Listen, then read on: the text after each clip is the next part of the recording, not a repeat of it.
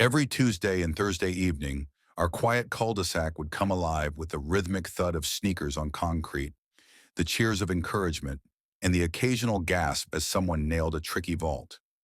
What looked like chaos to the untrained eye was actually a well-coordinated community parkour class, a passion project I started to bring fitness, fun, and a bit of adrenaline to the neighborhood.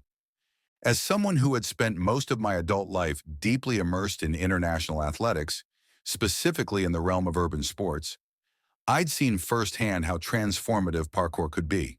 In fact, I wasn't just a fan.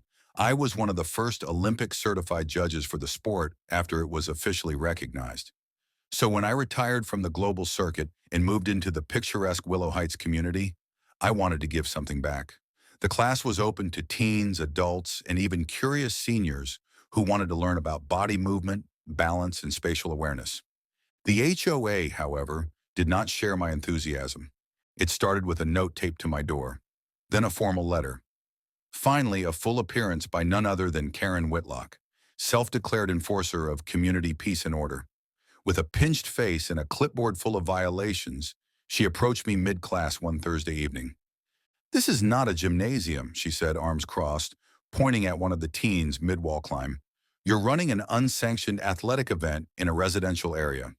You're disturbing the peace, encouraging dangerous behavior, and damaging common property. Effective immediately, this class is banned." The students looked on, stunned. I calmly motioned for everyone to take five. "Karen," I began, "we're using public space that's designated for recreation. We're not damaging anything, and I've personally ensured everyone signs a waiver and is supervised at all times." She wasn't hearing it. "You don't have the authority to organize this. This is not an HOA-approved activity." She had me there. Technically, I hadn't submitted the idea for approval because, truthfully, I didn't think something as harmless and beneficial as a neighborhood parkour class would need red tape. But Karen was on a mission. The next morning, I got a letter stating that I was being fined for unauthorized use of community facilities, and the HOA would escalate legal action if the activity continued. That's when I decided it was time to introduce Karen to who she was dealing with. I requested a formal hearing with the HOA board. When I walked in, I wasn't wearing my usual joggers and hoodie.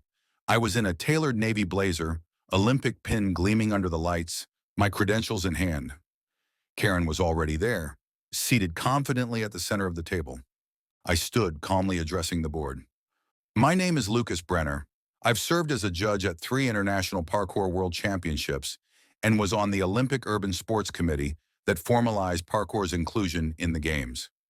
I've worked with municipal governments, schools, and law enforcement worldwide to implement safe urban movement programs.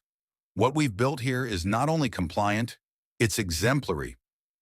I handed out documentation, including our safety protocols, injury prevention guidelines, and even letters from parents of students in the class praising its impact on their kids' mental and physical well-being. The room shifted. Karen's smug expression wilted as board members flipped through the pages. One even remarked, "You're the Lucas Brenner? My nephew follows your tutorials." The president of the HOA leaned forward. "Mr. Brenner, it's clear your class has merit. Let's find a way to integrate it officially. Perhaps a designated time slot in the community rec area?"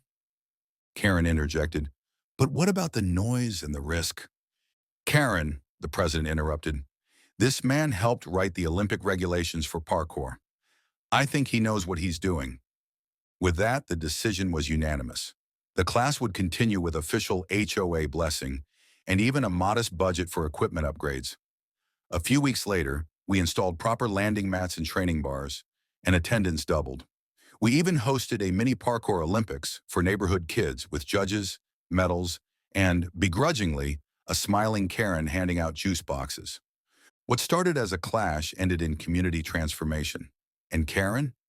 Let's just say she now brings a folding chair to every class and supervises, while secretly cheering from behind her sunglasses.